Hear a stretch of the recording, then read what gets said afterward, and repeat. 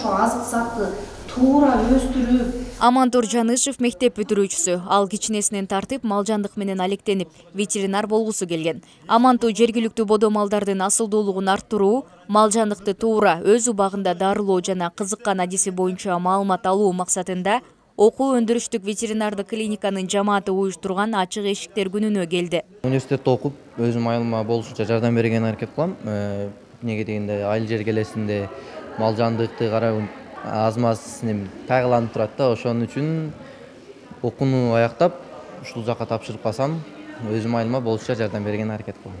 Ачык эшиктер күнүнө Кара Суу районунда жайгашкан 30га жакын мектептин окуучулары келди. Алар клиникага саякат жасап, китепкана, окуу залдары, лабораториялары менен жакындан таанышты. Бүгүнкү күндө ушул эки кафедрада окуп аткан студенттердин, окуучулардын саны бизди канааттандырбайт. Себеби көбүнчө Өзбекстандан келип окушат бизде. Ушу биз мына сурамжылап неме алганда, биздин өзүбүздүн Ош облусунда, ушу Ош мамлекеттик университетинде агрономия, ветеринария боюнча адистиктерди даярдагандар мектептерде кабарлары жок.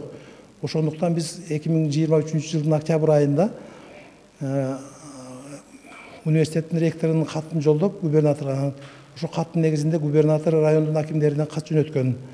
Ушу Ош мамлекеттик университетинин агрономия жана ветеринария кафедраларында ачык эшиктер күнү өткөрүлөт. Ошого окуучуларда келип тааныштыргыла деп. Мына октябрь 23-жылдын октябрь айынан бери Ош облусунун 6 району келип таанышып кетишкен. Окутуучулар агрономиянын негиздери боюнча баяндамаларды айтып, корт кумурскалардын, өсүмдүктөрдүн пайдасы, өзгөчөлүгү тууралуу маалыматтарды беришти. Көп эле зыян алып кетип, ошонун баарын карап жүрүшөт дагы. Ноябрдан бери болуп аткан иш-чаранын акыркысы болуп атат. Агрономия адистиги боюнча бизде быйыл биринчи выпуск болот, бүтүрүүчүлөр болот. Бирок азыркы заманда биздин бүткөн студенттерибиз кыйналбастан эле иш орундарын таап алат деп мен мындай толук кандуу айта алам. Себебинде азыркы убакта агрономия адистиги өтө актуалдык проблемалардын бири болуп атат. Ошол үчүн азыр агрономдор жетишпей атат. Көптөгөн райондорго агрономдор жетишпей атат. Ошон үчүн азыркы учурда агрономия адистигин бүткөндөр жумуш менен толук кандуу камсыз болот деп ойлойм.